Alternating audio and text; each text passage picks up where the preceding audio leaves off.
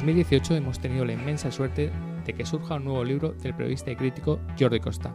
En Cómo acabar con la contracultura, Costa hace un repaso sobre las glorias, miserias y contradicciones de la contracultura española.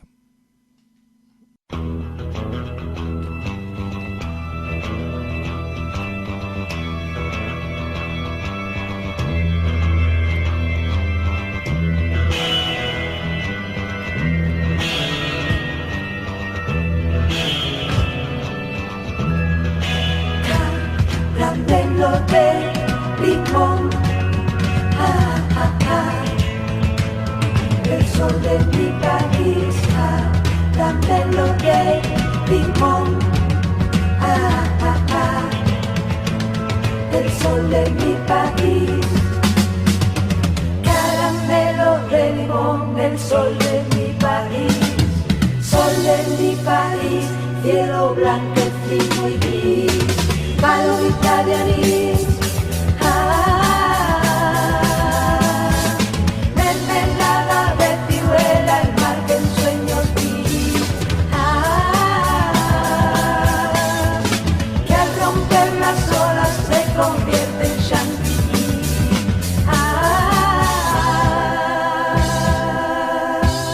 caramelo de limón.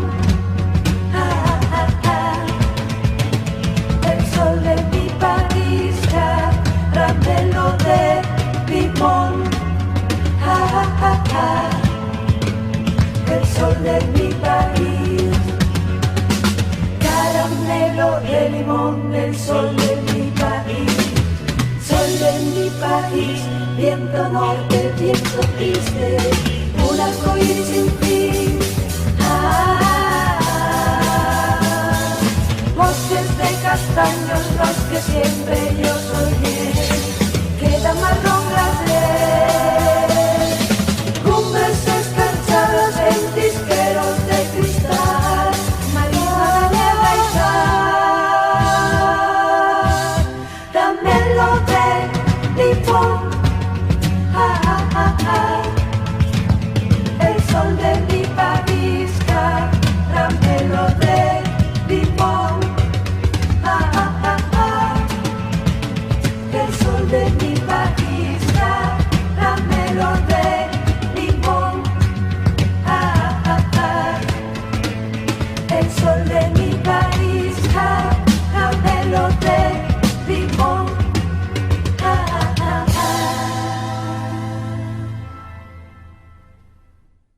En un primer momento lo hicieron para otros intérpretes, pero al final del proceso creativo desencadenado por ese espontáneo gesto de repudio frente a la instrumentalización y tutela de la canción melódica por parte del control mediático del poder, llegaría a la creación de una pequeña célula de resistencia pop que hoy cabe considerar como una de las formaciones más relevantes e influyentes de la contracultura musical española, el dúo Vainica Doble.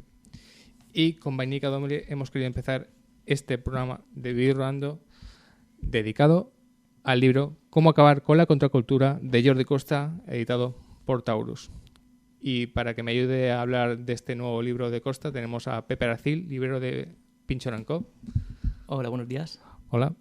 Ya que tenemos a Pepe Aracil, recomendamos que todo el mundo acuda en masa a Pinchon & Co. a comprar el libro de Jordi Costa u otros libros, ¿no? Pepe. Por supuesto, pero si no saben cuál, el de Jordi Costa es una buena opción siempre. Una buena opción. Estamos hablando de Pepe y yo antes de empezar el programa de cómo abordar un libro tan complejo, largo e interesante como es el de Jordi Costa y que aborda un tema fascinante. Y hemos decidido empezar un poco por el principio, ¿no? Un poco por quién escribe el libro, que es Jordi Costa, que somos dos admiradores suyos de hace muchos años, Pepe y yo, y que es una alegría que tengamos un ensayo tan largo de Costa, ¿no? Un nuevo libro de Jordi Costa. Sí, desde luego. Bueno, Jordi es uno de los críticos de cine y de cómic, sí, de cabecera para muchos de nosotros desde hace más de 20 años. Bueno, él empezó a primeros de los 80, sí. Algunos pues nos pilló demasiado joven y lo descubrimos ya a mediados de los 90. Y siempre, esté uno más o menos de acuerdo con sus opiniones, a mí es uno de estos críticos como Jesús Palacios, por ejemplo, sí, que siempre me ha parecido que ha tenido una mirada muy independiente y eso es algo muy a tener en cuenta y agradecer. Sí, que todas sus opiniones están muy, muy justificadas y muy, muy elaboradas, muy documentadas. Y bueno, aparte de que escribe bien, es que no estáis viendo la mesa ahora mismo, pero la mesa es una mesa muy costa, porque tenemos varios libros suyos que sobre todo tenía Pepe en su casa, de costa, ¿no? Tenemos el mítico Mondo Bulldog, que ahora está descatalogado, si no me equivoco, pero que se puede conseguir en, ya sabéis, páginas de segunda mano fácilmente. Sí, es un libro, vamos, fundamental. Quizá leído hoy en día, porque el libro es del año... creo que 99, si no me equivoco, voy a comprobarlo, justo del 99.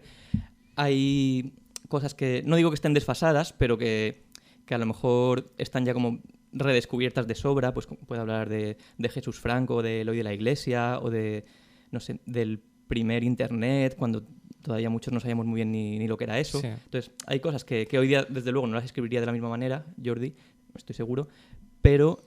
creo que fueron este libro junto con otros, por ejemplo, de la colección del Dr. Vértigo que dirige el propio Jordi, o de la editorial, la colección Serie B de la editorial Middons, o La Máscara. Son editoriales que aparecieron o que en los 90 tuvieron una serie de colecciones que hicieron que temas de los que hoy, no sé, conocemos de sobra o todo el mundo habla o están en infinitud de páginas web o libros, ellos fueron los primeros en hablar de ciertos temas. Sí, no, mano, podemos mandar un aviso de socorro o aviso de que la biblioteca de colección del Dr. Vértigo se pudiera reeditar. Me parece complicado, pero que quien tenga ejemplares que no quiera utilizar, que los saque a la luz y que los ponga a la venta, porque algunos me gustaría tener esa colección entera, que debe tener unos 20 y tantos libros, con libros como el de Pedro Duque, por ejemplo.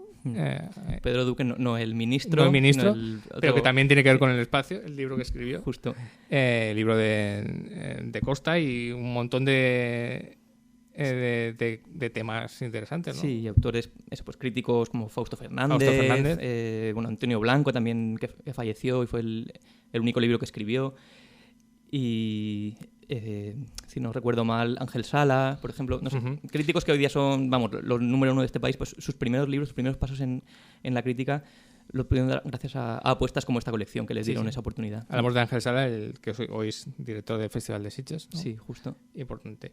Tenemos el Mondo Bulldog, que por cierto tiene una cierta conexión con el libro Cómo acabar contra la cultura, luego si eso lo nombramos, y tenemos eso en esta mesa. Hay alguien ahí fuera, el libro de Jordi Costa, con el que se abría la colección del Dr. Vértigo, ¿no? No se abría, pero casi. Es el número 9 de la colección. El número 9. Sí, la dirigió él, pero también pues tuvo la elegancia de no ser el primero. Sacó antes pues libros sobre manga, sobre Expediente X, sobre la televisión, superhéroes, historia del cine X, cómics, vamos, temas pues de... no sé...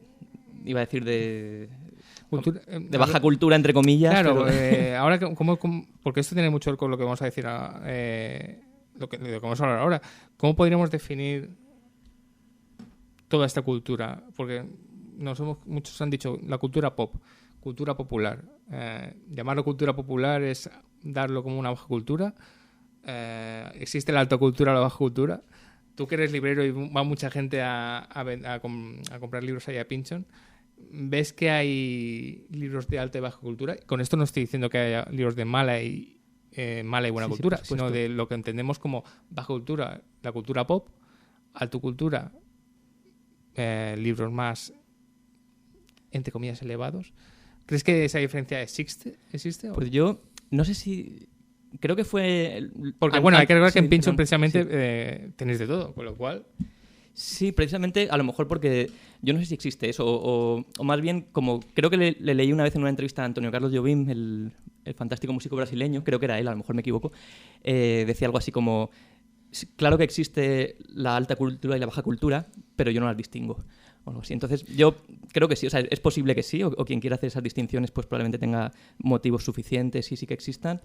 Ahora, que sirva para algo esa distinción o que aporte algo o que desde luego medirlas en términos de superioridad o inferioridad no sé, quien lo sienta así está en su derecho, a mí no me sirve para nada y no lo vivo de esa manera. Perfecto. Había pensado en decirlo más a mitad o al final, pero ya que estamos hablando de Pynchon y Jordi Costa, antes de empezar con el libro, tenemos una buena noticia, que Así es que es. para la gente de Alicante o gente de alrededor de Alicante que quieran oír hablar directamente a Jordi Costa sobre el libro o quieran comprarlo o quieran que lo firme, pero principalmente para ir a hablar sobre el libro a Jordi Costa, que es que lo tenemos en Alicante ya casi ya, ¿no? Sí, justo el día 29 de septiembre, pues en poco más de un mes, sábado por la mañana. Sábado por la mañana. Sí, a una buena sobre hora. las 12 de la mañana, una hora estupenda para después ir a tomarse un vermut o comer por ahí. Va a venir Jordi Costa, eso, a la librería Pynchon en Alicante, en la calle de Poeta Quintana, a presentar su libro y vamos a hablar de todo lo que se nos ocurra y todo lo que queramos preguntarle. Va a ser, desde luego, una de las apuestas fuertes de este otoño Uno en de, la la- librería. de las- Sí. Porque ya que estamos, porque hay que decir que Pynchon viene fuerte en cuanto a presentaciones literarias, Sí. porque esos sábados, bueno, toda la semana siempre hay presentaciones interesantes, pero los sábados van a estar muy bien, ¿no? Sí, Tiene justo el sábado anterior, si me permites anunciarlo, Raúl. ¿Has visto cómo la ha colado? Claro, va a ser el sábado 22 de septiembre la presentación de Un Mundo Aparte, libro escrito por el periodista Raúl Cornejo, a quien tengo aquí enfrente, Ahí director de estaremos. Vivir Rodando. Y Haremos como que no ha pasado lo que... no he hecho Y una desde luego. presentación en mi programa una promo de mi libro en mi programa. Pero bueno, sí, estaremos el 22 de septiembre presentando Un Mundo Aparte el sábado. Lo importante que viene el 29, que es Jordi Costa.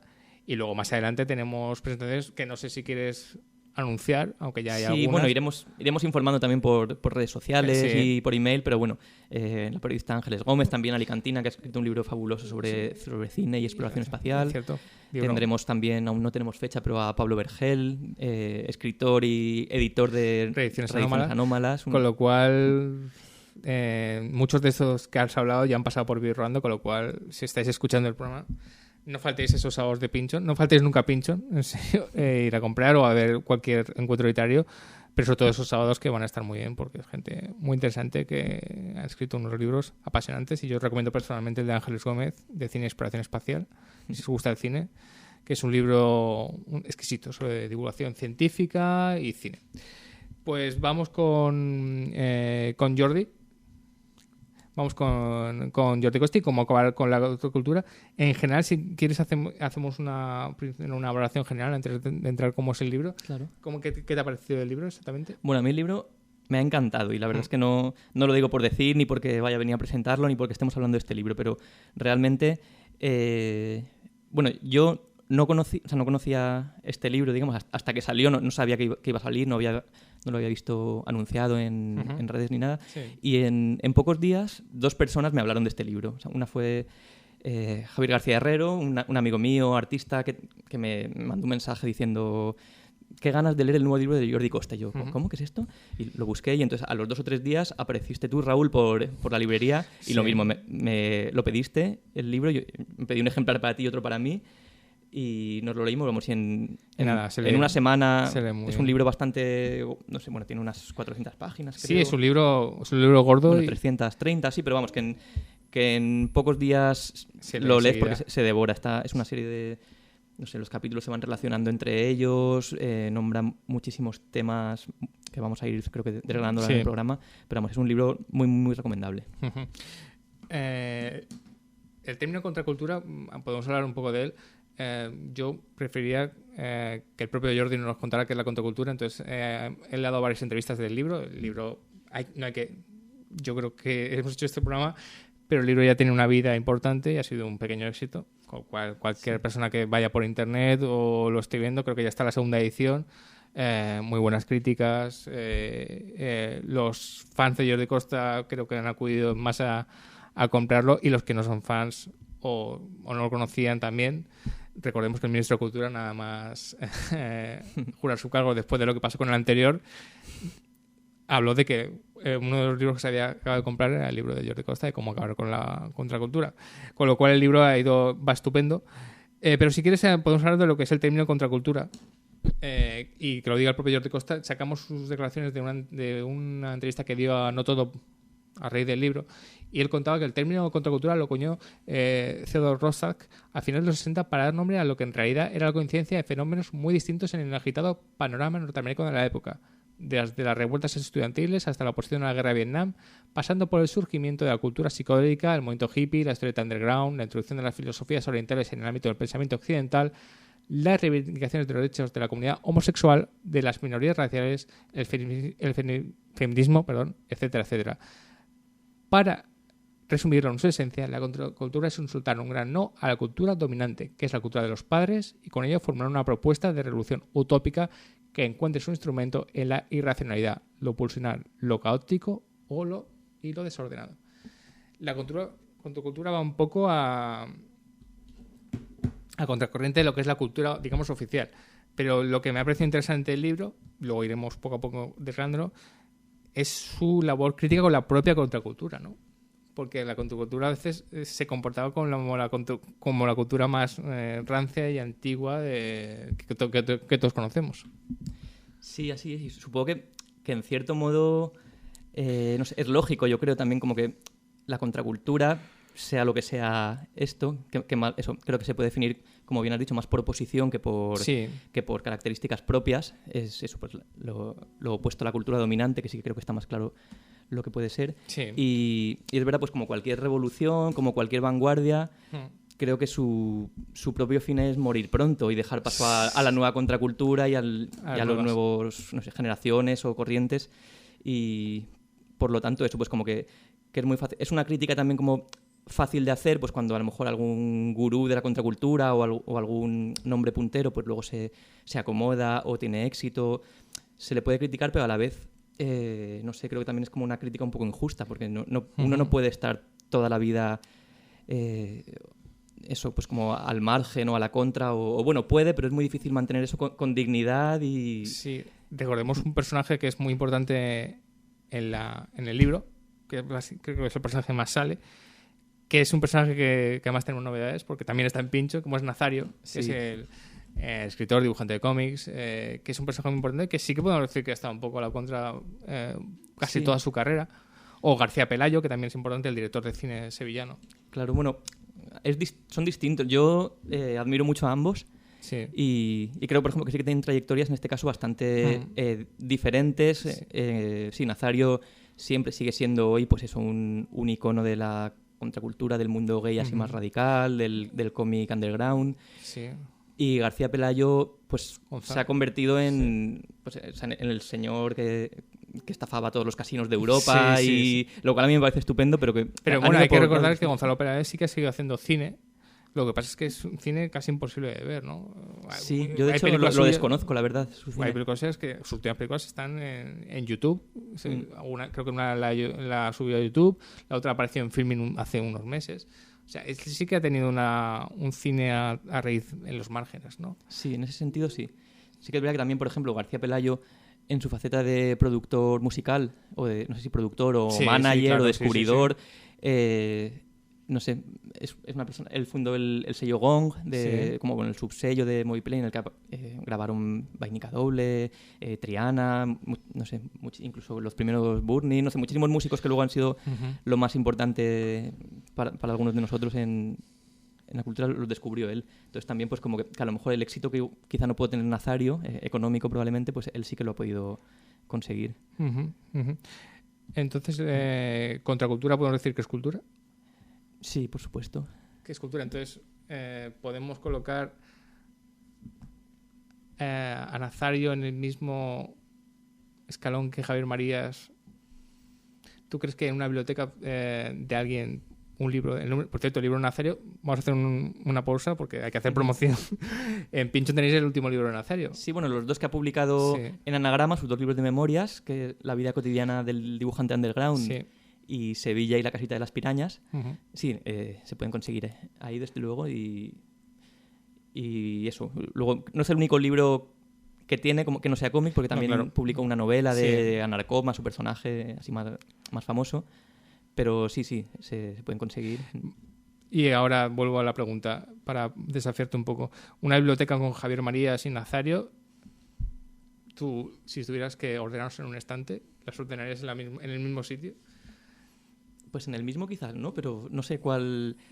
probablemente tendría mucho más a mano en los estantes que están a la altura de los ojos. Seguramente tendría más a Nazario que a Javier Marías, con todos mis respetos para ambos. Pero hablamos de un artista consagrado, importante, es decir, ir a la contracultura.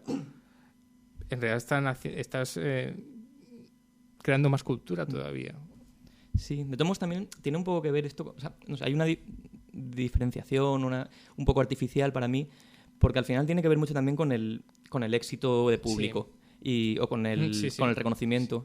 Y, perdona, porque, por ejemplo, si, no sé, Pedro Almodóvar, que es quizá también, o Javier Mariscal, que aparecen mucho ambos en este libro. Recordemos que el libro empieza maravillosamente con una simbología de Pepi Lucibón, la chica de un montón, y un análisis sobre la supuesta radicalidad que tenía la película, que para mí sigue siendo un clásico indiscutible, pero que podías leer un mensaje un poco diferente si lo analizabas, que no era tan a la contra. Sí, puede ser también.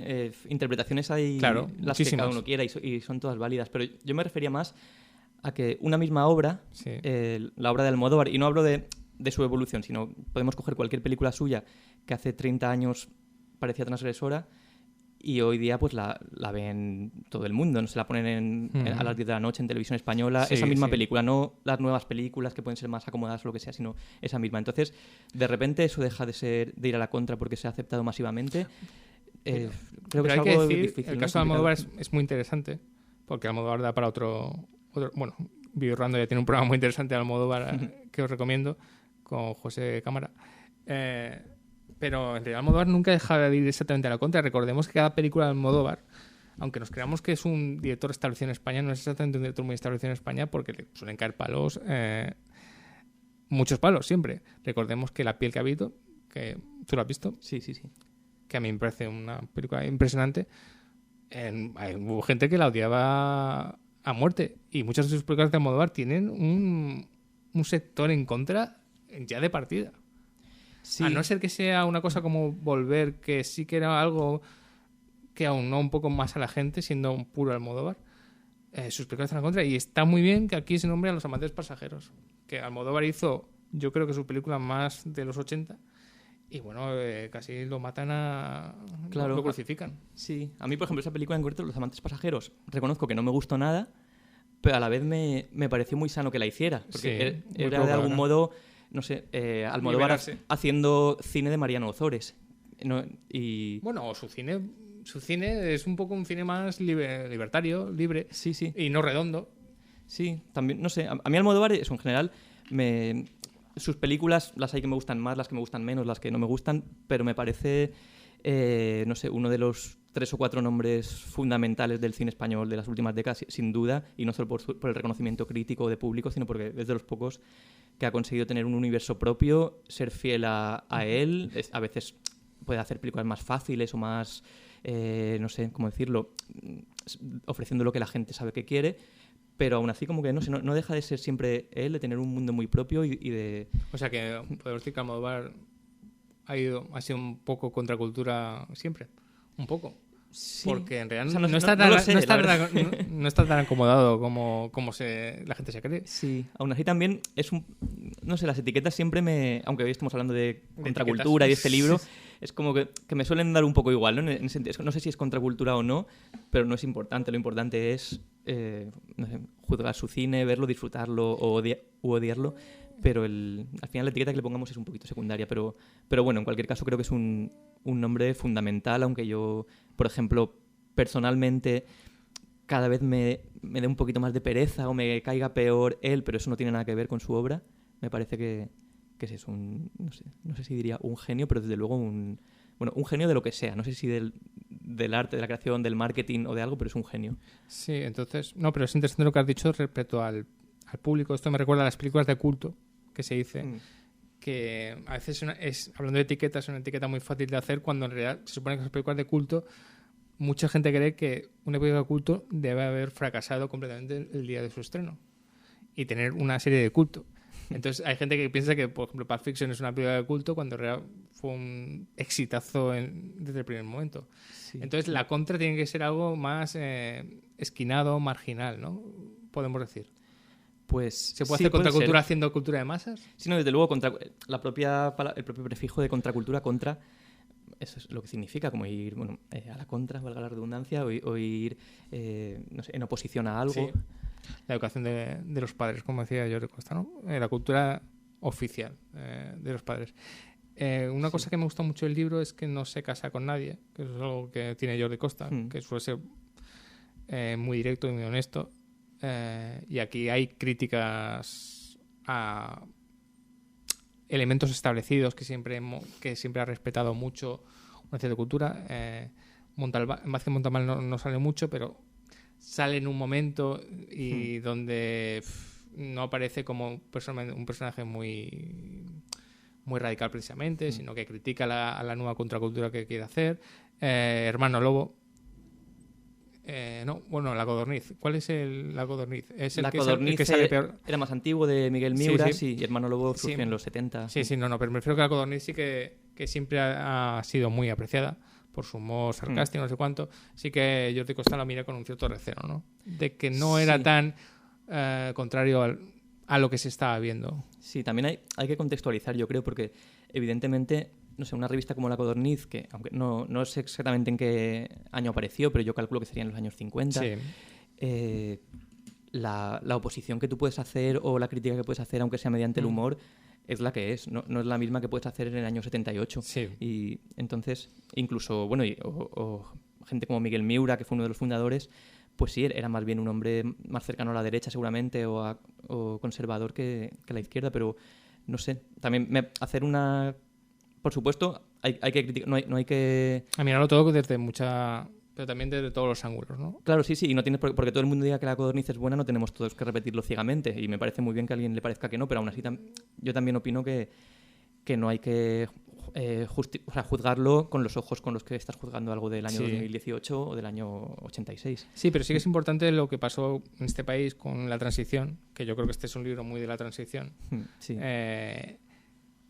Que lo que muchos se creían modernos o progres, es que no me gusta la palabra progres, pero modernos o contra el régimen o contra lo establecido, giraron y se volvieron un poco más acomodaticios. Hubo gente que siguió estando a la contra, llegando a una democracia, como sabemos que es la democracia española, que es una democracia un poco débil porque no se saldaron cuentas con el pasado completamente, ni con la monarquía ni con el franquismo, sino que se dejó todo en un... Venga, vamos a seguir para adelante. Y hubo gente que se acomodó a esa nueva democracia y sí pasó de estar a la contra sí, a incluso acomodarse. Una cosa, quizá un poquito antes de este momento que me estás hablando, que ya sí que tiene que ver con el momento de cambio de democracia, pero una cosa de la que habla el libro y que me parece también muy acertada es como que precisamente hay quien identifica, o en algún momento, cierta contracultura, ciertos nombres que salen aquí con la izquierda, pues porque en aquel momento pues sí veníamos de un régimen totalmente de derechas y dictatorial, y parece también como que en algún momento se quiso vender que la izquierda o la izquierda establecida, el Partido Comunista, tal, eran la alternativa, y precisamente estos nombres que aparecen aquí, de lo que sí que se puede llamar con propiedad contracultura, era gente que no se casaba ni con unos ni con otros, que veían que tan secta y tan cerrado y tan conservador en el peor sentido podía ser eso, un mitin del Partido Comunista como una reunión del Opus Dei. Entonces, que es lo que hablabas de Vázquez Montalbán, por ejemplo, que no lo conozco lo suficiente como para criticarle ni para lo contrario, pero sí que esas críticas las he... Yo no viví en esa época, pero vamos, que las he leído y las he escuchado muchas veces, de que esa izquierda cerrada y, vamos, heredera todavía de muchas cosas pues que venían de 60 años atrás en la Unión Soviética o lo que sea, seguían siendo, o probablemente eran incluso mucho peores en el sentido de inmovilistas, que la derecha. Entonces, esta gente que surge, pues como estos dibujantes andaluces, catalanes, valencianos, o estos músicos que aparecen también pues, en Andalucía, en Madrid, se podían más... digamos, etiquetar dentro del movimiento libertario o otra cosa que no tenía tanto que ver con esa izquierda ni derecha. Sí. Pero bueno, también hablamos de una izquierda, hablamos de la socialdemocracia, que también se nombra mucho después, sí que creo que es de lo más interesante del libro, ¿verdad? Sí, que socialdemocracia, que es lo que se supone que el PSOE quiere hacer ahora, que es lo que, cuando hablamos de socialdemocracia hablamos del PSOE de Felipe González. Claro. Que es una socialdemocracia que es de izquierda, sí, pero con un cierto orden. Y que mira con recelo a cualquier cosa fuera contracultura, anarquía y entonces era progresista hasta cierto punto. Sí, pero al final yo creo que eso tiene que ver con el poder. O sea, da igual que en ese momento pues fue el PSOE porque es lo que tocaba, porque después de tantos años nos ofrecían una alternativa, digamos, dentro de un orden, pues con un afán modernizador, etcétera. Sí. Pero podía ser cualquier partido. O sea, cualquier partido que ahora mismo llega al poder en España y en cualquier sitio acaba convirtiéndose en eso, ¿no? El poder, digamos, iba a decir que corrompe, pero bueno, eso es evidente, pero no voy por ahí. El poder, no sé cómo, inmoviliza, o el poder te hace conservador. Creo que también eso es algo natural, igual que digamos, es natural que una propuesta contracultural, pues con el paso del tiempo, entre en los museos y se estudie como parte de... No sé. ¿Y seguirá siendo contracultura cuando entre en los museos? Sí, o no sé. Es como... pues a lo mejor las vanguardias de primeros del siglo XX hoy las estudiamos pues con respeto y con el mismo respeto con el que ellos no trataban a sus predecesores. Entonces también es un fracaso para ellos seguramente, como que hoy día no sé, Marcel Duchamp esté en los museos, porque seguramente lo último que quería él era eso. Y bueno, me he ido un poco del tema, creo, pero sí. Pero lo que quiero decir que igual que el proceso natural, aunque no deseado seguramente, de estas propuestas vanguardistas, rompedoras, sea absorbido por el sistema, por lo aceptado por todos, también cuando alguien llega al poder, sea en un país o en una empresa o lo que sea, como que de algún modo tiende a, pues eso, a anquilosarse, a mirar con recelo todo lo que viene de fuera. Entonces, claro. Es algo natural, yo creo. Pero entendemos que si viene de la derecha, que es un cierto orden, no sé cuánto, lo tiene en su ADN, por ejemplo. Pero el PSOE vive con esa contradicción. Bueno, el PSOE, yo estoy hablando de socialdemocracia, pues que aquí tenemos el PSOE, que es la socialdemocracia, más o menos. Vive con esa contradicción de querer ser de izquierdas, de apoyar la cultura, a lo mejor más que los partidos de derechas, de creer que el motor es una cultura. Recordemos que hay un nuevo ministro de Cultura y con el PP nunca hubo ministro de Cultura. Que yo recuerde. Me refiero a la última época. Obviamente con Rajoy no hubo. Pero dicen, cultura hasta aquí, hasta cierto punto. Y cultura es esto. No que el PP... Lo mismo que puede decir el PP. Pero el PSOE dice que quiere potenciar la cultura, las nuevas formas, las nuevas ideas. Pero la izquierda más acomodada, dice esto y hasta aquí. Y todo lo que no salga de aquí no es cultura. Yo creo que también hablamos yo creo que es una de las cosas que Jordi ha podido decir con el libro. Sí, yo creo... Y a lo mejor ya no es tanto hablar del PSOE o del PP, que sí, la verdad hablamos es que de partidos políticos. Me da mucha pereza hablar de partidos políticos. Pero sí que hablamos de ideologías, de derecha, socialdemocracia, izquierda... Sí, aunque yo creo que lo que él se refiere, o al menos lo que yo he entendido, quizá porque tiene más que ver a lo mejor con mi manera de ver las cosas, no tiene tanto que ver con un partido político, con unas siglas, ni siquiera con una ideología de izquierda a derecha, sino como con el gusto mayoritario de la sociedad, con cómo por determinados, desde luego, decisiones políticas, subvenciones, no sé, políticas de producción de cine o de televisión, que durante un partido que estuvo, pues no sé si fueron 12 años, no sé cuánto estuvo en el poder, pues digamos, como llegó a crear lo que acertadamente creo que Jordi Costa llama como así con mayúsculas gusto socialdemócrata, que no es tanto el gusto de un partido político, sino como digamos, hace que la sociedad así en conjunto acepte como que, pues eso, que determinadas formas culturales son válidas y son las únicas, digamos, como que tienen interés, y todo lo demás pues hay que rechazarlo. Recordemos que creo que lo nombra aquí, obviamente lo nombra, como fue la ley Miró, que sigue teniendo Pilar Miró. Claro. Hizo una ley de cine para crear un cine español internacional, pulcro, aseado, muy interesante, fomentar un poco el cine de autor, o sea, que se pareciera mucho al cine francés. Y lo logró, pero con eso barrió completamente los subgéneros, claro. La serie B, la serie Z, Y bueno, Jesús Franco dice que ella fue la que se cargó su carrera. Sí.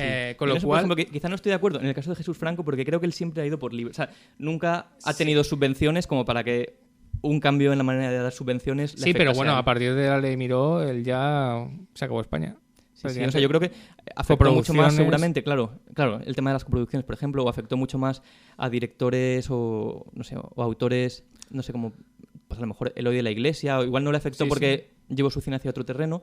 Pero sí que al cine de género. Sí, pero Jorge Grau, no sé, como que directores que habían trabajado de manera muy cómoda eso, en las coproducciones, en el cine, digamos, de palomitas o de dobles sesiones. Fantástico. Claro, pues sí, hubo una ley, un decreto, no sé exactamente cómo se llama, que hizo que se favorecieran únicamente pues las adaptaciones, entre comillas, de prestigio, de Miguel Delibes, de tal, y al final se hizo un cine de Mario Camus y pocos más que está bien, pero que desde luego fue como uniformizar muchísimo el cine. Eso, uniformizar, y se acabó pues el cine de género, dobles sesiones, cine de verano, que ahora afortunadamente está reivindicado porque gracias a las plataformas VOD pues vemos, o al programa Historia de nuestro cine, vemos que se están proyectando y que se disfrutan muchísimo esas películas. Es un cine, el cine de género a mí me encanta, el cine de subgénero, cine fantástico, cine B, y eso es lo que te decía, y eso sí es contracultura, porque era un poco ir contra la cultura oficial, que es este cine uniforme, yo creo que la palabra está muy bien, uniforme, que da obras muy interesantes, pero que es uniforme. Sí. Que es sí, así, sí. Yo aún así es como que... rocoso y sólido y también un poco una masa. Sí. Aún así también como que creo que hay, por ejemplo, en este caso del que estamos hablando del cambio del cine español, pues en los primeros 80, claro que hay parte de decisión política equivocada a mi juicio, pero también seguramente hay más cosas, como el cambio en los gustos del público, el cambio en las maneras de ver el cine. Sí, claro. Y también es verdad como que el salto al exterior. Que prácticamente, no sé, todas las películas, no todas, pero realmente interesantes, los creadores que han podido hacer obras personales, libres, casi nunca han vivido demasiado dependientes de las ayudas públicas, con lo cual creo que el cambio en la manera de financiar públicamente sí que evidentemente cambia el modelo de cine, pero no tiene que ser, digamos, como a veces creo que se llega a cierto victimismo de que yo ya no puedo hacer, o mis películas no las ve nadie porque no me ayudan. Y es como, no, pues tú haz películas buenas que le gusten a la gente y ya verás cómo sí que las ven. Pero bueno, en realidad hay que decir que el cine de género sí que era un cine popular. Era un cine palomitero. Con lo cual sí que era un cine que había conectado con la gente. Y quizá la ley Miró lo que quería era un cine que mirara un poco más al exterior, porque había que promocionar libre.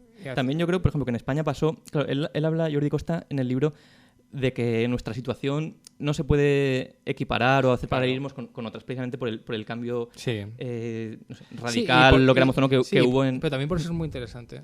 Sí, pero entonces también lo que me refiero, que creo que aquí lo que pasó es que muchas cosas, y no solo, por ejemplo, el determinado tipo de cine, también pues en lo musical, lo que hubo... Y hablo un poco de oídas, porque ya digo, yo nací en el año 82, no estaba, digamos, viviendo eso.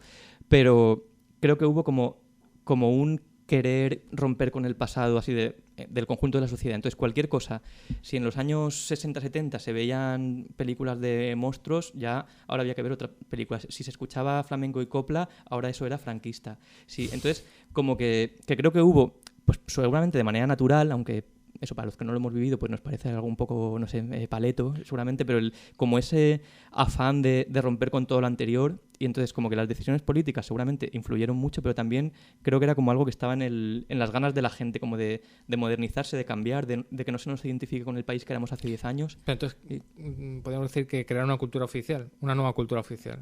Sí, seguramente. Y eso, claro, machacando un poco lo que es la contracultura.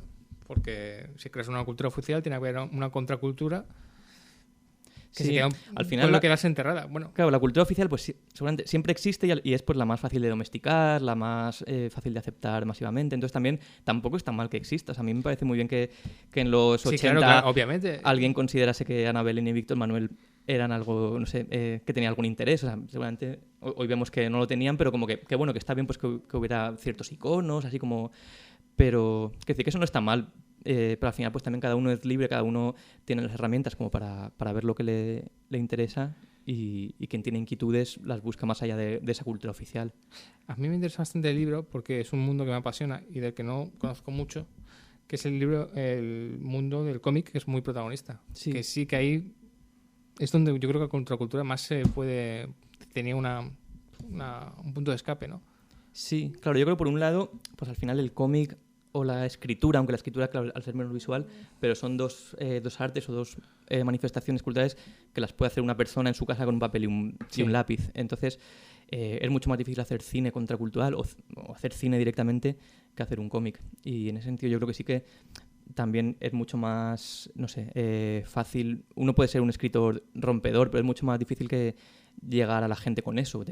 Pero con la ilustración, por ejemplo, es algo mucho más visual, más inmediato. Y... Sí. Pues en el libro hemos hablado de Nazario, de Mariscal, hablamos de el víbora, aparece bastante veces, el rollo enmascarado, que aparece también.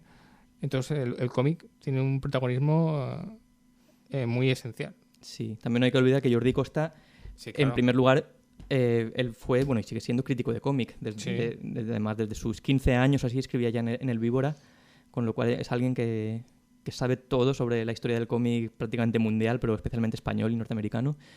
Y pues es normal. Yo reconozco que no sé mucho, no puedo hablar mucho de este tema porque me gusta, me interesa, pero no tengo a lo mejor las herramientas como para hablar ahora en este programa demasiado sobre cómic, no sé. Sí.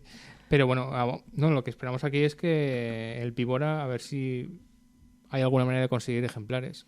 Porque sí, siempre es fácil, de segunda mano. Sí, o en Alicante, por ejemplo, Ateneo siempre hay que hacerles un monumento porque es una tienda maravillosa y prácticamente tienen todo lo que busques. Una cosa que le quiero comentar a Jordi cuando venga el mes que viene, que creo que es importante, que es la presencia de la contracultura valenciana, ya que tú y yo somos valencianos. Porque Valencia, sí que estás de acuerdo conmigo en que los últimos años ha tenido una imagen muy clara, que es... Sí. Calatrava, Calatrava, corrupción, lo más rancio que puedes encontrar era Valencia, ¿no? Un agujero de corrupción, sobre todo. Y aquí Valencia aparece bastante, ¿no? Sobre todo a raíz de Carles Mira, del director, y yo creo que hay una cierta presencia de la contracultura valenciana que creo que sí que existe, ¿no? Que Valencia ha sido un territorio, quizá por ser un territorio mediterráneo, que siempre yo creo que el espíritu mediterráneo era un poco un espíritu contracultural. Valencia ha tenido un poco de contracultura, ¿no? Sí, estoy de acuerdo. De hecho, yo, gracias a este libro, he descubierto cosas que en realidad geográficamente teníamos muy cercanas, pero yo no conocía, como es Miguel Calatayud, por ejemplo, un dibujante fabuloso que en la revista, no recuerdo el nombre ahora, Trinca, creo que fue una revista de los años 70, publicó las aventuras de Peter Petrake, no sé cómo creo que se pronuncia así, Peter Petrake, que es pues, un detective rarísimo, muy, muy pop, con una imagen así muy psicodélica, heredera del submarino amarillo de los Beatles, y en una revista infantil, además, fundada por gente, digamos, cercana a la Falange o al movimiento de aquel momento franquista. Sin embargo, es como que él fue capaz de colar para los niños unas historietas totalmente no sé, psicodélicas, libres, casi sin argumento, que claro, tuvieron muchas críticas, mandaban cartas a la revista diciendo esto no lo entiendo. Y bueno, hay una edición bastante reciente de una editorial gallega, me parece que eso, no sé, que con las aventuras completas de Peter Petrake, que está en Ateneo, también vuelvo a hacer, porque está descatalogada, pero se puede conseguir ahí. Y yo me lo leí a raíz de leer el libro de Jordi Costa y me parecieron, unas historietas sobresalientes. Y eso. Y lo que me gusta, por ejemplo, de este caso es que no era algo publicado en un fanzine barcelonés gay, sino que era algo en una revista con tirada de decenas de miles de ejemplares o cientos de miles para cada 15 días para los niños, y estaba al alcance. Entonces, esa contracultura también me interesa mucho, la que, digamos, de algún modo... Se cuela en la cultura popular. Claro, la que no va tampoco como de, no sé, yo soy tan raro, tan radical y tan diferente que genero rechazo, sino la que los niños de 8 años pueden estar leyéndola y se les va impregnando. Mira, justamente tengo en el libro una cosa sobre la Trinca, como leer. Mira, escribe Jordi Costa. Quienes llevaban el timón de Trinca tenían muy clara cuál era su idea de la juventud. La revista da nombre también a la sección La Pandilla Trinca, en la que un grupo de personajes protagonizaba su propia serie de historietas en las primeras páginas de la publicación, hasta que las opiniones de los lectores forzaron su desaparición. Y luego acaba. Dibujadas de forma alternativa por José García Pizarro y César Guirado, sus historietas de trazo realista se acercaban al registro del TV romántico destinado al público femenino. Lucían un feroz cromatismo de colores planos que parecía más arbitrario que pop, y suministraran moralina a sus lectores de un modo no necesariamente sutil. Claro, pues esto era lo que la pandilla trinca, digamos, pero luego en esas mismas páginas estaba este personaje de Peter Petrake que era pues todo lo contrario. No sé, un detective que no hablaba, que seguía a tres malos, todo eso, con unos colores muy pop, y en este caso sí que, no sé, digamos, todo como muy pensado, muy, muy fresco. Y bueno, por ejemplo, por hablar de Valencia, como que sí que yo creo eso, como que hubo una contracultura seguramente desconocida, incluso Carles Mira, del que se habla muchísimo en este libro y que el propio Jordi Costa tiene un libro sobre él. No es conocido. Yo solo he visto una película de Carles Mira y no sé, prácticamente nadie de mi alrededor, si les digo ese nombre, saben quién es. Y recordemos que gracias a esto era nuestro cine, el programa de la 2, ya se han visto varias películas de Carles Mira y muchos lo están descubriendo ahora por primera vez. Generalmente la presentación además la hace el propio Jordi Costa y son películas, libertarias. Con el culo al aire. Con el culo al aire y Que nos quite lo bailado, que fue una maravilla. Que habla sobre... Sí, en el libro habla mucho de la portentosa vida del padre Vicente. La portentosa vida del padre Vicente, que ya se emitió. Sí, yo no la he visto, pero la verdad es que tengo muchas ganas después de leer sobre esta película. Que protagoniza Albert Boadella. Y Albert Boadella, sí. Recordemos a Albert Boadella, un hombre que ha tenido también bandazos de todo tipo y que también es un nombre que aparece. Y queríamos reivindicar eso y espero que Jordi, si estamos ahí tú y yo, que estaremos, le interrogaremos sobre eso porque... Ahora que parece que Valencia se está quitando un poco el estigma de todos estos años que ha tenido en Europa y en España, quizá habría que recuperar esa contracultura valenciana de alguna forma, de algún espíritu. Sí, yo creo que quizá de algún modo, también esto ya son teorías así un poco pero dila, hablar, que el espíritu valenciano, y en Valencia incluye Alicante, por supuesto, el espíritu levantino, hace como que, no sé, que a lo mejor vayamos más lentos. Por ejemplo, las fiestas de aquí, de esta zona, son siempre se hacen y se queman a los pocos días y desaparecen. Entonces, como que no hay ese afán de perdurar, de dejar una obra importante. Y creo que eso ha tenido que ver mucho pues, con cineastas, con dibujantes que hacían algo un poco por diversión, porque lo querían hacer en ese momento, pero no tenían... A lo mejor otros creadores de otras grandes capitales sí que pueden tener como esas ganas de convertirse en alguien. Yo siempre he leído del espíritu fallero de los artistas mediterráneos y en especial de Valencia, no sé si es algo que dice Costa en el libro, que de disfrutar y quemar. Claro. Vivirlo. Es posible que también lo haya leído en el libro, no lo sé, pero vamos, que es algo que siempre he pensado que no tenemos eso. No sé, aquí por ejemplo, ¿en qué lugar en España, no sé, más musical que la Comunidad Valenciana? O sea, en todos los pueblos tienen su banda de música de 40 músicos, aunque haya 60 habitantes. ¿Y cuántos grupos o cantantes, digamos, famosos, reconocidos hay? Pues nadie, ninguno. Estuvo Nino Bravo, luego Bruno Lomas y poco más, pero no tenemos, digamos, como eso, seguramente somos más de fiestas de pueblo, de orquesta popular o de cómic que se regala al amigo y luego se pierde. ¿Recuerdas que bueno, ahora estamos hablando un poco local, para los que no sean de local lo siento, pero un apunte de que siempre en Alicante hay una queja de que, aunque es cierto que puede más o menos cambiar la cosa, de que no hay suficientemente cultura, actividades culturales, que cuesta mucho traer a gente, que en cuanto viene uno es un hecho impresionante cuando viene a las niches. Escribía nuestro amigo Pablo Vergel, que ya hemos comentado aquí, que Futuro Terror, que es un grupo que está teniendo mucho peso, ya toca más en Murcia que Alicante. Entonces no hay una sensación de cultura, de permanencia de cultura, de que aquí en Valencia parece que la cosa siempre está dando bandazos, ¿no? Que va por picos, pico alto, pico bajo, bajo, alto, alto. Pues puede ser, pero yo insisto aún así que evidentemente las administraciones tienen la obligación, creo, de trabajar, de crear infraestructuras, de tener presupuesto para la cultura, pero al final también, no sé, o sea, soy poco quejica en ese aspecto, creo. Es como, bueno, pues al final uno, no sé, se busca la vida. Si te interesan las cosas, no sé, pues si no están en Alicante, están a 50 kilómetros de Alicante, o a 100, o están en Internet, o tú te puedes mover y tú puedes crear una sala montar un bar y crear conciertos. Sí que es verdad que hay cosas de gran presupuesto que no podemos hacer, digamos, las personas de a pie, pero que que si uno no vive rodeado de cultura o no la disfruta es porque no quiere, al final. Sí, pero sí que decíamos que en Valencia sí que siempre hay una cultura subterránea, ¿no? De que hay gente por sí mismo, como tú dices, haciendo cosas. Luego, a veces salen a la superficie y dicen no, pero siempre hay mucha actividad cultural de forma individual o por la superficie. Que en parte en Valencia sí que es un sitio muy contracultural en ese sentido. Quizá no sea un sitio tan cultural, pero sí muy contracultural. Puede ser, pero... No sé, la verdad es que no lo sé, no tengo así una opinión clara al respecto, pero... Hablamos de nombres. Podemos hacer una crítica de la edición, si no te parece. O sea, que claro. hemos recomendado, es una crítica que coincidimos tú y yo, hablamos muy bien del libro y creo que es uno de los libros del año, sin ninguna duda, pero le falta una cosa para un libro así, que es el índice... Un índice onomástico, por supuesto. Porque hay un montón de nombres, pero un montón. Y si hay una tercera edición, porque creo que esta es la segunda ya, tiene que haber... Sí. Taurus tiene que hacer una edición. Necesario, pero eso es un fallo que pasa mucho en las ediciones españolas en general. A mí me gusta mucho leer libros sobre cine, sobre música, y casi siempre falta eso. Y creo que no cuesta tanto, y más hoy día que con un ordenador se puede buscar. O sea, la persona que se encargue de esto, pues seguramente en un día tiene hecho ese índice. Sí, este es un libro que tiene edición electrónica. Tiene un libro electrónico, lo tiene en formato electrónico. Y los que utilizamos libros electrónicos, ahí es una maravilla buscar nombres, porque buscas y te salen un montón de nombres. No soy tan moderno yo.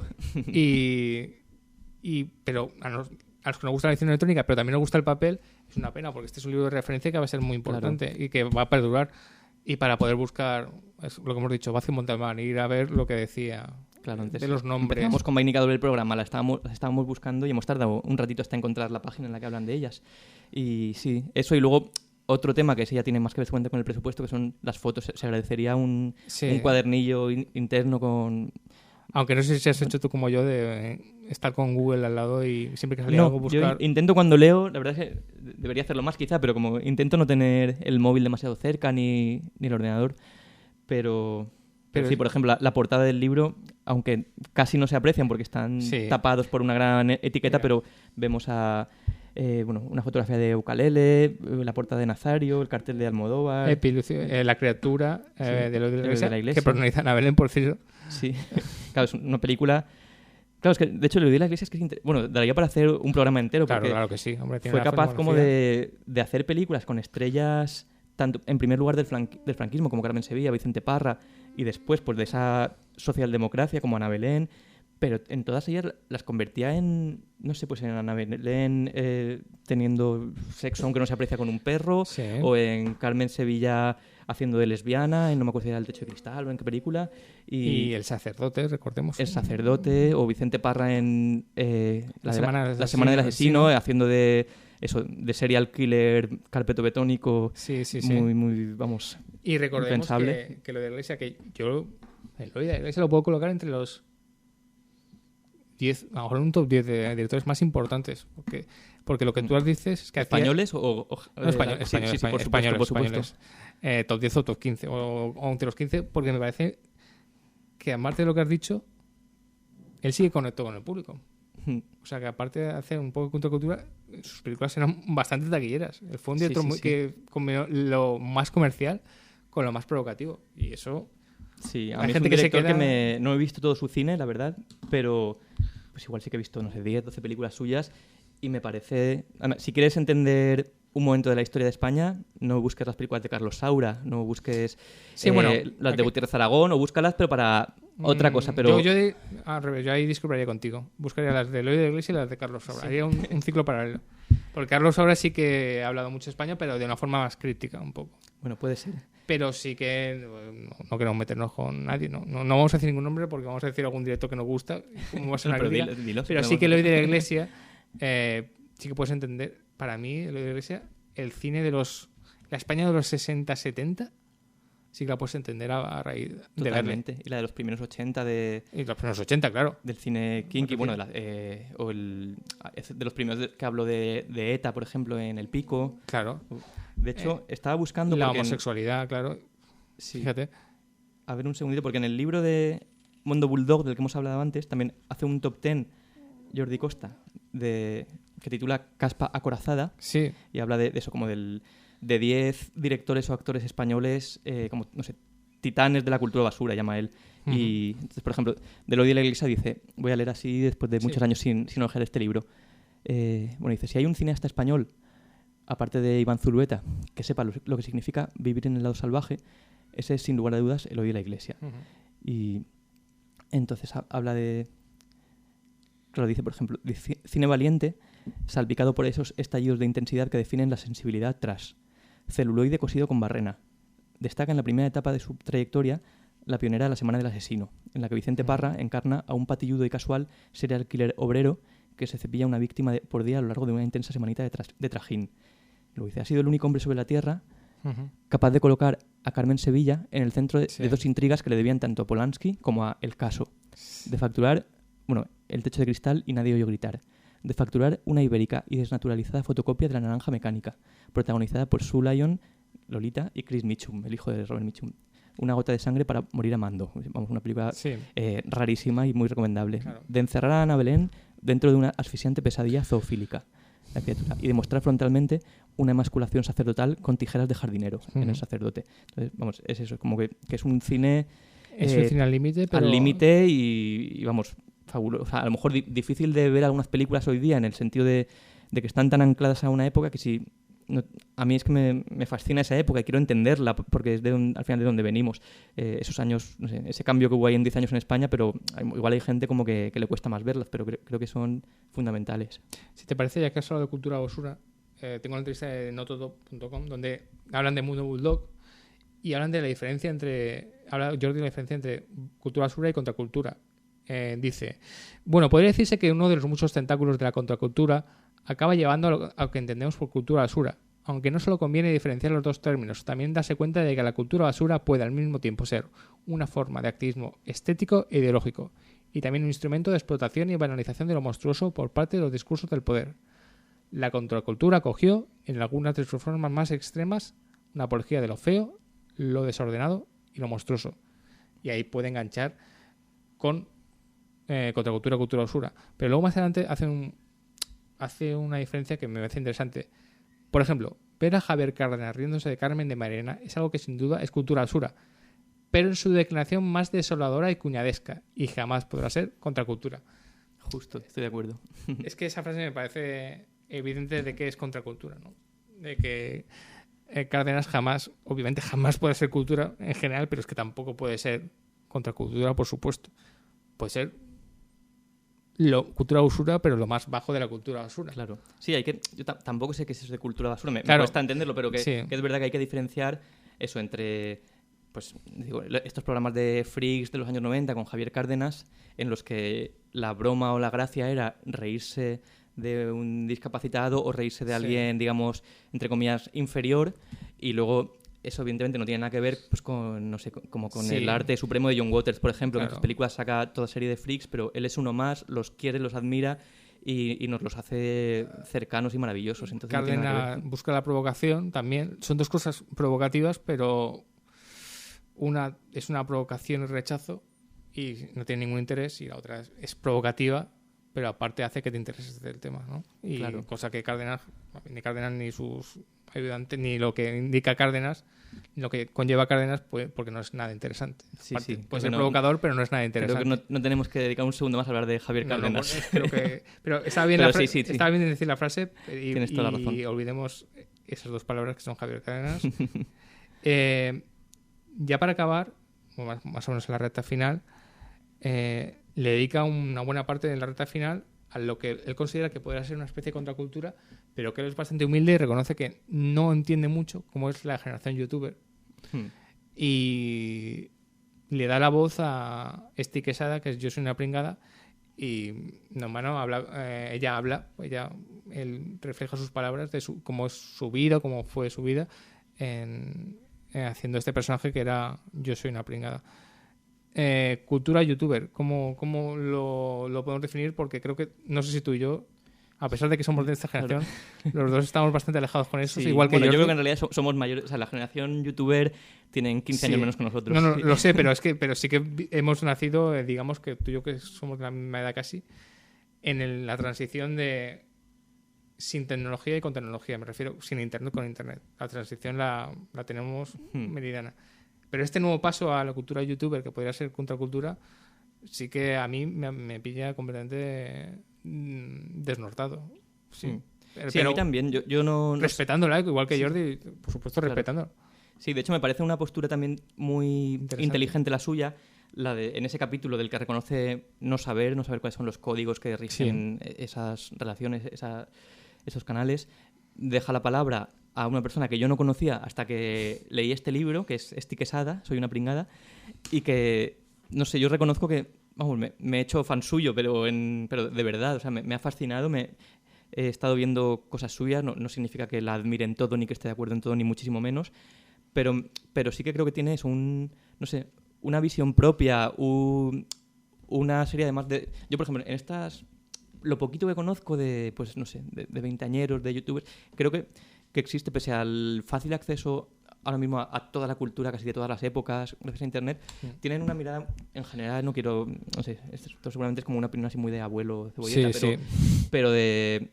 No sé, sí que noto muy pocas inquietudes, todo lo que no vaya más allá, no sé, todo lo que exista de antes del año 2000 es una cosa antiquísima, entonces me gusta de Esti Quesada, que sí que creo que tiene una cultura bastante más amplia para la edad que tiene, no sé, habla de cineastas, de músicos, de, no sé, de travestis o de artistas en cualquier sentido, bastante más amplio de su círculo, de la época en la que ella ha podido crecer o en la que vive, y eso me gusta, y aparte creo que es muy, no sé, muy inteligente, también ha sido capaz de...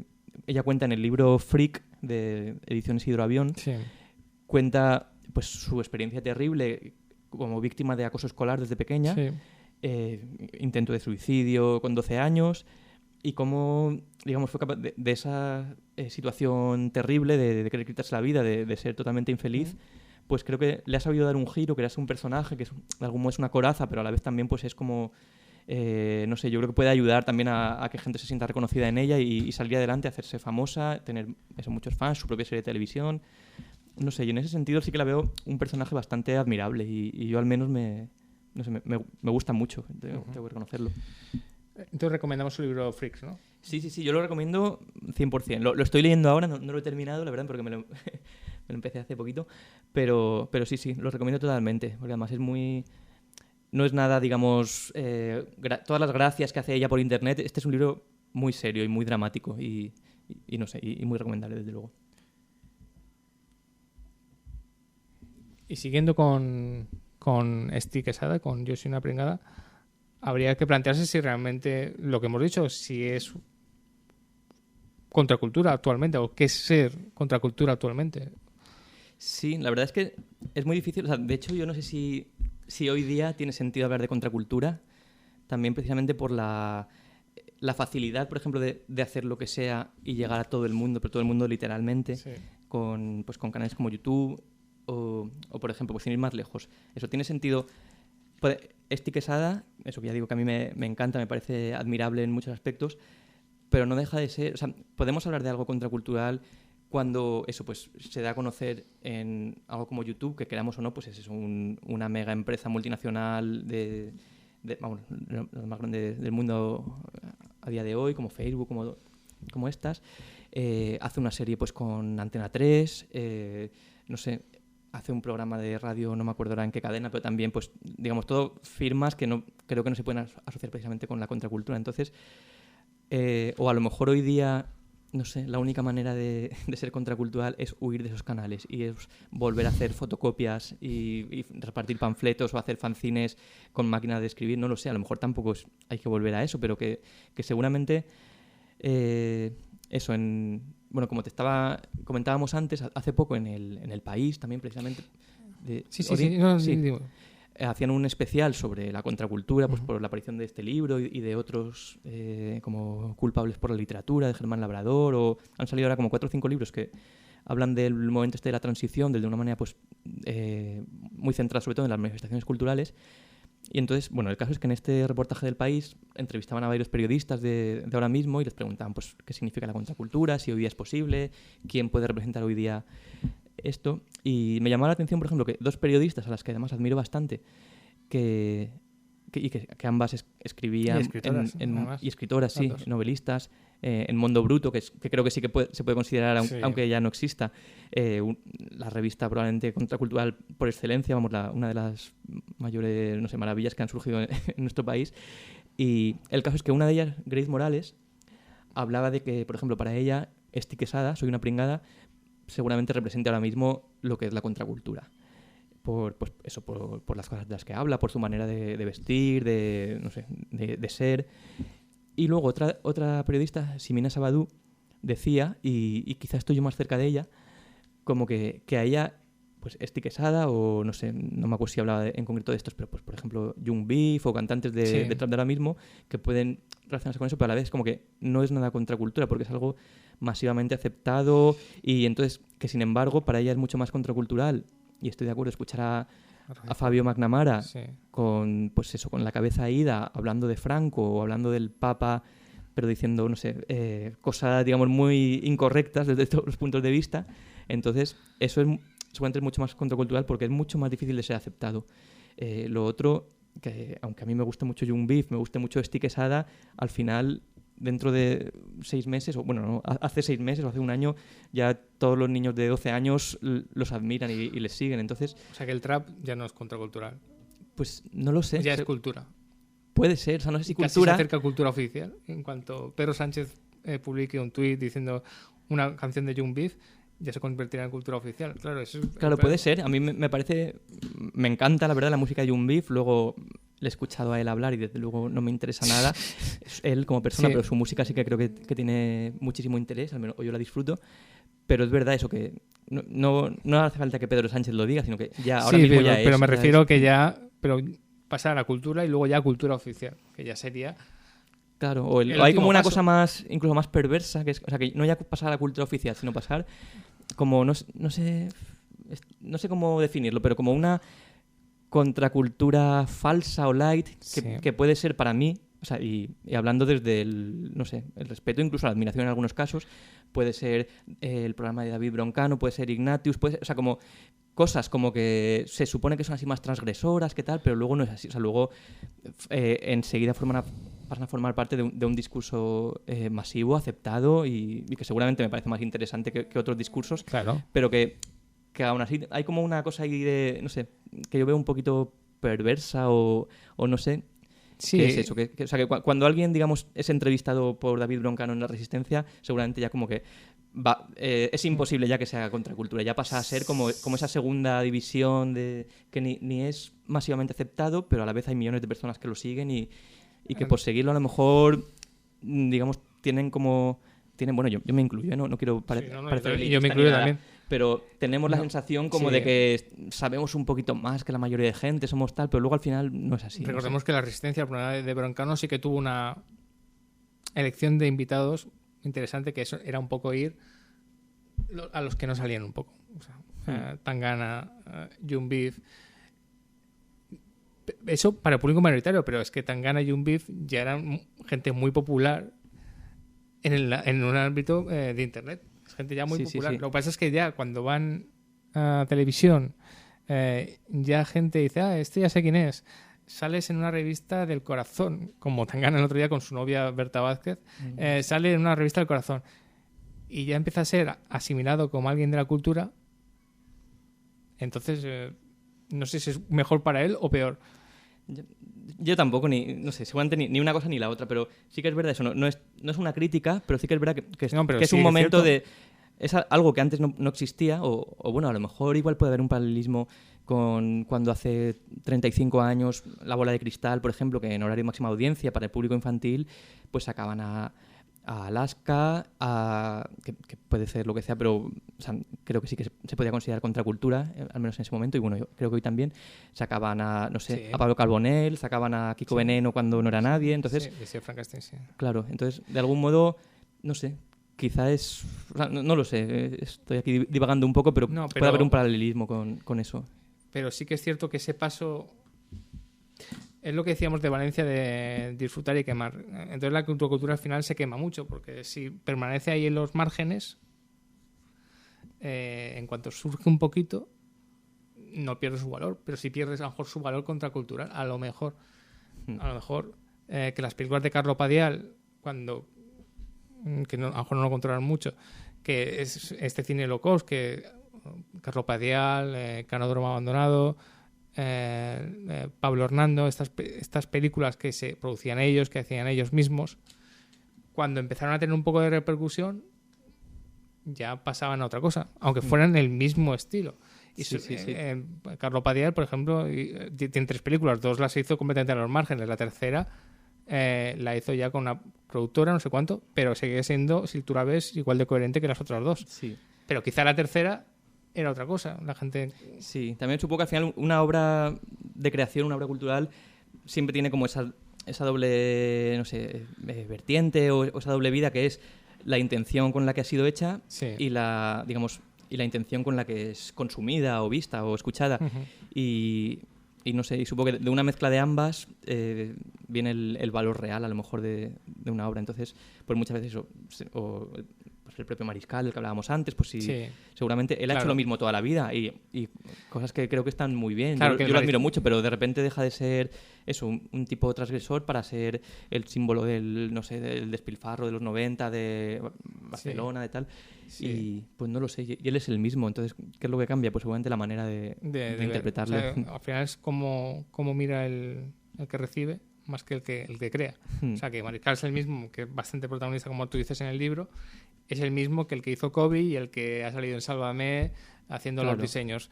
Claro, y al final... es el mismo trazo, y seguramente sea incluso para él el mismo objetivo, pero para el consumidor es otra cosa. Claro. Yo creo así, para resumir un poco, pues creo que la conclusión es que en esto, como que en la mayoría de temas, pues no hay una verdad absoluta. Lo interesante es debatir sobre ello, ver nuevas lecturas, pero eso que tampoco tiene mucho sentido, digamos, como sentar cátedra o decir esto está bien, esto está mal, esto es cultura, esto no. Sí, Norman lo discute bastante Jordi en el libro. Claro, o sea que lo bueno es que haya pues programas como este en los que hablemos durante una hora de estos temas y... Sí. No me quería despedir sin lo del gusto socialdemócrata, que es quizá lo que podríamos resumir del libro, ¿no? Sí, yo creo que... Bueno, si quieres explicar tú un poco lo que es, o creo que es uno de los aciertos de Jordi Costa en este libro. Es que, ¿cómo podríamos decirlo un poco? Antes creo que lo hemos estado... Digamos que la idea ha girado en torno al programa completamente. Es un gusto, que es un poco lo que hemos estado diciendo ahora mismo, ¿no? Es un gusto que, digamos, se encuentra como validado. De repente está validado. Poníamos el ejemplo de la novela gráfica, tú lo ponías antes, de la novela gráfica, que es una novela gráfica, es un cómic. Pero es una novela gráfica que ya un señor va a vender, va a poder consumir muy tranquilo, porque no está comprándose un cómic underground, zarrapastroso, sino una novela gráfica. Claro, completamente sí. Es una novela. Cambiarle el nombre. Sí, es cambiarle el nombre. Al mismo objeto, cambiarle el nombre, pero ya es como que no lo identifica con esa cosa que es para niños o para gente que no ha madurado todavía. O te digo lo mismo, literatura pulp o novela negra. En literatura pulp, claro, que deja ser novela negra, pero alguien dice, no, yo no tengo literatura pulp en mi biblioteca, yo tengo novela negra. Para sentirse el mismo validado, a lo mejor. Sí. Y no sé, yo, por ejemplo, una anécdota a lo mejor también, pues igual que antes he hecho propaganda de la librería Pinchón, donde trabajo, pues propaganda negativa no diré el nombre, pero de otra librería alicantina donde estuve trabajando pues un tiempo, donde el señor ya por suerte jubilado, el dueño, decía mucho, o sea, era, digamos, el prototipo de ese gusto socialdemócrata más rancio, pero que se pretende moderno o que se pretende elevado, algo. Sí. Y recuerdo, por ejemplo, que cuando alguien le preguntaba si teníamos cómics en la librería, él, indignado, decía que no teníamos cómics, que teníamos novela gráfica. Y que luego la sección era una basura. Y había de todo, había cómic, había novela gráfica y había... Sí, bueno, pero la novela gráfica es un cómic. Pero recuerdo como un insulto para él. Recordemos que... Es que podemos entrar en otra cosa, que el concepto de novela gráfica ya es un concepto bastante polémico que molesta bastante. A algunos dibujantes les molesta. Porque intentaron insultar su trabajo de dibujar, decir, diciéndole, tú no dibujas, tú creas una novela, tú escribes. Y eso es un insulto, porque él dice, no, yo estoy dibujando. Claro. Por eso yo creo que críticos pues como Jordi Costa, como el propio Jesús Palacios, son muy necesarios porque ellos sí que, digamos... o sea, están muy en contra de esto, que al final da igual el nombre, no es que novela gráfica sea malo y cómic bueno, sino lo malo o lo ridículo seguramente es como esa pretensión de que si para poder consumir cosas como que en mi educación se han considerado, no sé, culpables, o sea, placeres culpables o cosas que una persona, digamos, otra cosa horrible. culta no puede consumir. Bueno, claro, placer culpable ya es una cosa bastante horrible. Claro, sí. Entonces, es como... Recuerdo, por ejemplo, un artículo de Jesús Palacios hablando de la novela negra y en la que eso criticaba mucho, pues como en los últimos años, o sea, esto igual está escrito hace 10 años o 12, pero hablaba de cómo de repente habían surgido muchísimos ensayos en los que sobre novela negra y en los que siempre se decía pues como que la novela negra es muy importante porque refleja la realidad social de la época, la corrupción política, los entresijos del poder. Y él decía que no, o sea, que sí, que había novelas que decían eso, pero que la mayoría de veces él, por ejemplo, y estaba seguro de que la mayoría de gente las consumía porque había crímenes, porque había sexo, sangre, claro, y porque había diversión. Entonces es como ese buscar siempre como... No sé, que no puedes consumir algo de manera natural si no es como mediante un fin intelectual así muy elevado, sino simplemente por el propio gusto del placer satisfacer las pasiones de más consumir. básicas. Claro. Es como cuando la saga Millennium tuvo mucho éxito y, bueno, todo el mundo diciendo... Sí, tuvo éxito porque refleja esa Suecia oculta, oscura y tiene un mensaje político. Y a lo mejor yo no me la he leído. Yo solo he visto la película de Fincher. Pero lo que hacía la gente era disfrutarla porque había un personaje muy chulo, claro, muy atractivo, muy interesante. Había violencia, había crímenes, había un misterio. Y ya está. Es más, yo reconozco, aunque decir ahora esto es lo peor, que yo me he leído muchas novelas de Pérez Reverte, bastantes. No sé si tú también. Yo he leído una y me encantó. No he leído más. Y me leía La tabla de Flandes y ahora que está muy denostado Pérez Reverte y a veces se lo gana el mismo, pero me leía La tabla de Flandes, ¿por qué? Porque había un crimen en un cuadro y seguías el crimen y decía, a ver cómo sale, no sé cuánto. Y no pasa nada y hacía literatura de evasión. Es más, yo creo que hace literatura de evasión y me parece perfecto que la haga. Por supuesto. Es como yo creo que esto ya... Y no voy a entrar aquí porque... John Grisham, Michael Claro. Crichton, todos estos me los he leído y los he consumido, y Stephen King, aunque ahora mole, de repente haya gente que le intente perdonar la vida porque sí, ahora sí decimos que bueno, pues Stephen King ha sido magnífico cuando todo el mundo, cuando había gente que decía que era un vendedor que solo vendía terror y sangre y ya está. Sí, como si fuera poco eso Como también. es que lo que era lo que yo disfrutaba de sus libros. Sí. Yo de hecho, o sea, creo que te lo planteo aquí para otro programa, que a lo mejor ya lo has hecho, porque como tienes 100, también como este gusto socialdemócrata, o sea, creo que tiene también reflejo en una frase muy, no sé, que yo me pone de los pelos de punta y de los nervios cada vez que la escucho, que es siempre como que el libro es mejor que la película. Entonces, sí, cuando es como... son dos lenguajes que no tienen nada que ver, ¿no? Claro, o sea, que podríamos un día hacer a lo mejor hablar aquí sobre adaptaciones en las que la película es infinitamente mejor que el libro. Te compro el película. Precisamente porque se evita toda la basura pseudointelectual y lo que hace es, no sé, evasión, sangre, acción y sexo. Pero para mucha gente es como que eso es quitarle lo bueno a un... Es que como son dos lenguajes que no tienen nada que ver, o sea, cada uno va por un lado y puedes disfrutar más una película de que un libro, haber leído un libro. Porque precisamente por eso. Porque para mí, en una película... No sé si nos estamos yendo del tema de la cultura, pero yo creo que no. Sí, en una película completamente de evasión, pero imagina una película de evasión, artes marciales. Una peli de artes marciales, que generalmente sí son de evasión, que son hostias 90 minutos. Para mí es tan cultural como un libro. Claro. No digo que me lo he pasado, pero voy a olvidarlo ya porque ya está. Es que me lo he pasado bien y he aprendido. Pues he aprendido. A mí me pasa en general, aunque eso probablemente sea un defecto mío, porque sé que hay, digamos, obras muy buenas, pero la ciencia ficción, mira que he intentado leer novelas de ciencia ficción. La mayoría me las dejo a medias. Sin embargo, las películas es como... O sea, creo que es un lenguaje que el cine ha sabido, digamos, transmitirlo infinitamente mejor que la mayoría de novelas, por muchos escritores fabulosos que haya habido de ciencia ficción. No lo sé, a lo mejor es un fallo ahí que tengo yo, que no sé disfrutar de cierta literatura, pero en ese caso lo veo clarísimo, que lo disfruto infinitamente más. Y yo voy más allá. Eso podríamos hacer otro programa discutiéndolo porque estoy medio de acuerdo contigo. Pero yo voy más allá con el fantástico. Yo creo que el fantástico ha nacido para el cine. Y la literatura fantástica se disfruta mucho y la disfrutas, pero creo que es un género eminentemente cinematográfico.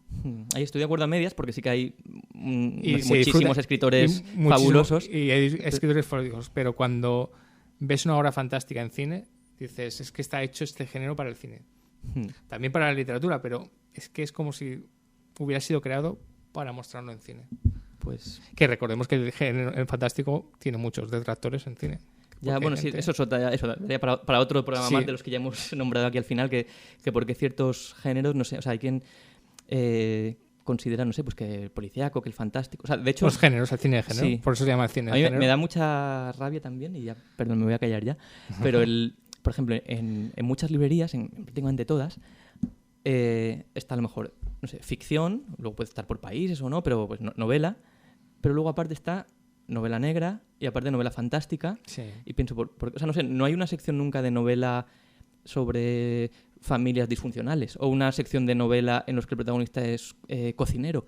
Sin embargo, sí que hay sección de novela fantástica o sección de como si, digamos, fuera otra cosa, ¿no? Y Sí. todas las demás novelas que están juntas en la sección grande de novela, que no tienen nada que ver entre sí, Estoy de acuerdo. están... Tú que eres librero, ¿has tenido problemas en catalogar cuando...? Sí, hombre, en eso, por ejemplo, yo como tampoco soy propietario ni dueño de la librería donde trabajo, pues digamos, no sé, o sea, tenemos mucha facilidad de dar opiniones, de hacer propuestas de cambio, pero bueno, yo me adapto a lo que hay ahí.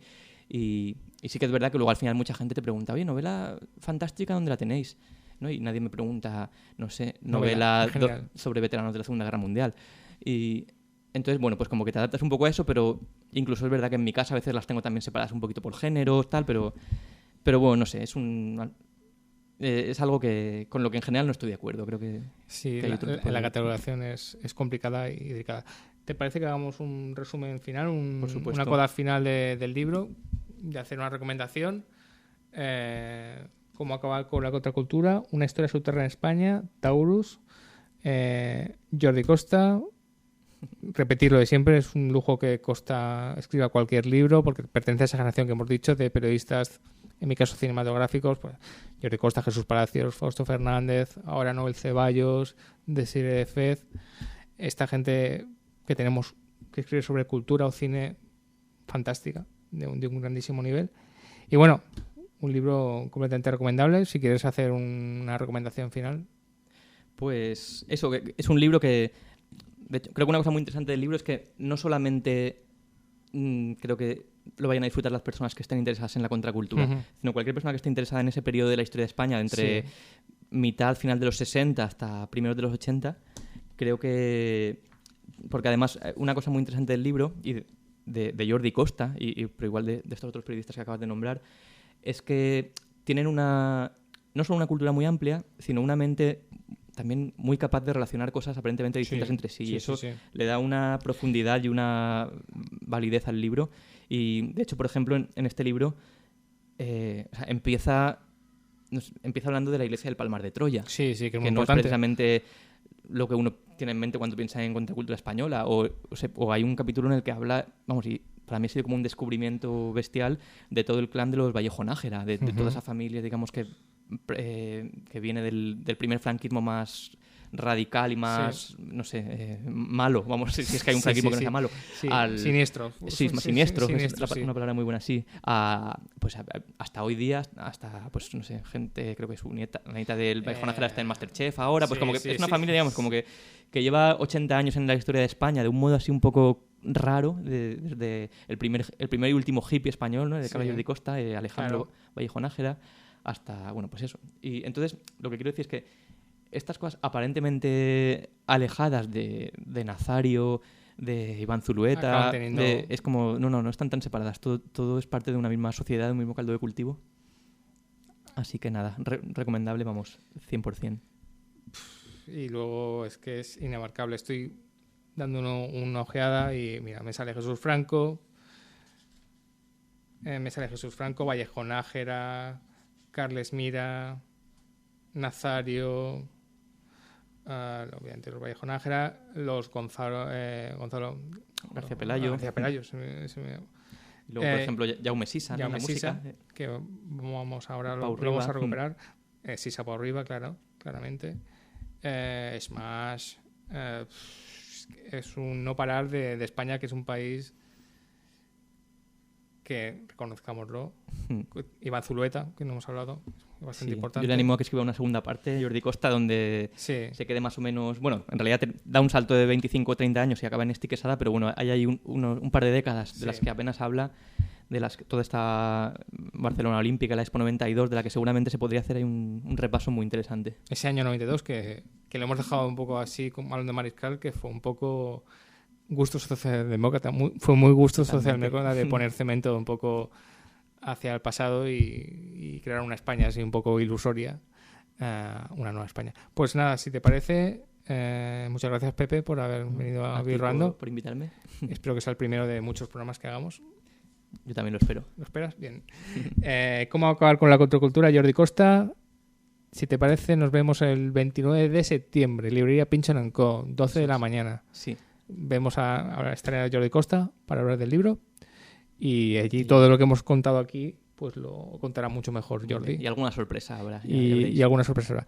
Si te parece, ya que hemos hablado de Sisa, podemos acabar con quizá una de las canciones no solo más referentes de Sisa, sino de la música en catalán. También de la historia de España, como es Qualsevol nit por sortir el sol, que además es un disco imprescindible de Jaume Sisa.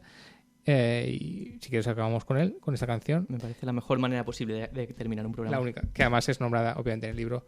Bueno, Pepe, muchas gracias por venir. Gracias a ti, Raúl. Y hasta el próximo programa.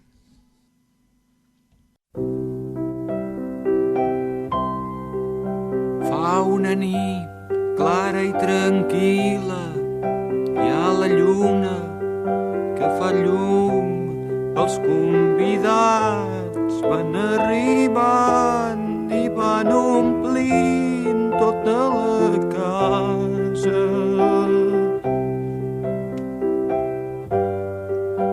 De colors i de perfums, heus aquí a Blancaneus, en Pulgarcito, els tres porquets, el gos Snoopy i el seu secretari Emili i en Simba.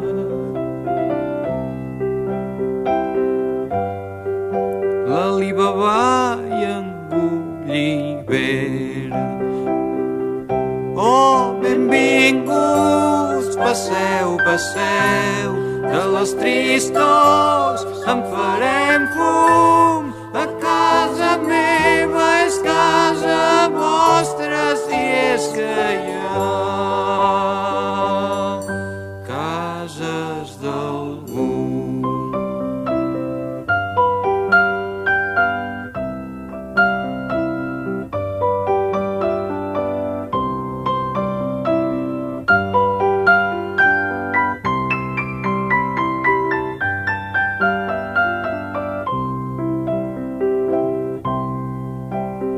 Jaimito i Doña Urraca i en Carpanta i Barba Azul i Frankenstein i l'home llop i el conte Dràcula i Tarzan.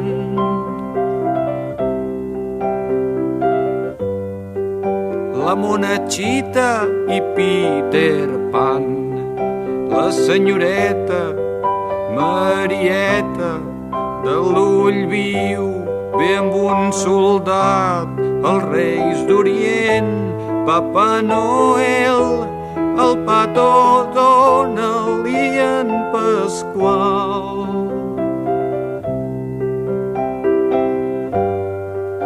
La Pepa Maca i Superman. Oh, benvinguts, passeu, passeu, de les tristors en farem fum. A casa meva és casa vostra, si és que hi ha cases d'algú.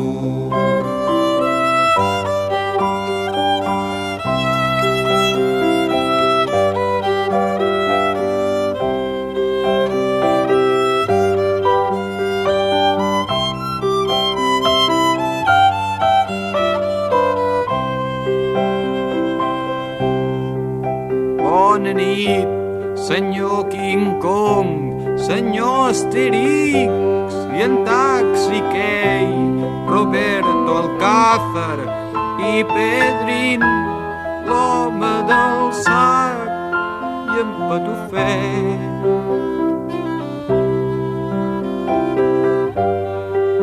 Senyor Charlot, senyor Belix, en Pinotxo ve amb la Monyos agafada del bracet. Hi ha la dona que ven globus a la família Ulisses.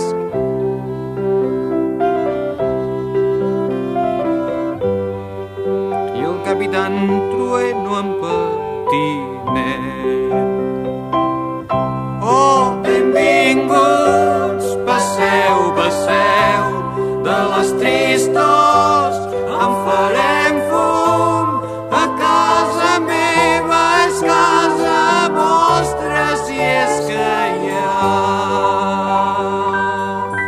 cases d'algú.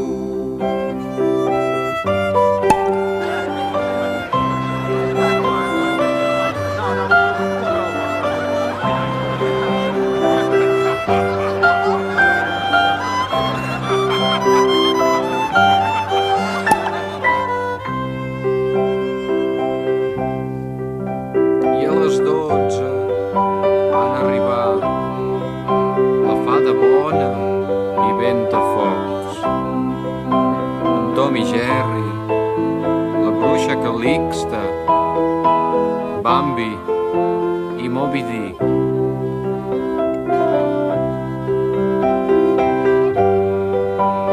I l'emperatriu Sissi, i Mortadelo i Filemón, i Guillem Brown i Guillem Tell, la Caputxeta vermelleta, el llop ferotge, el caganer.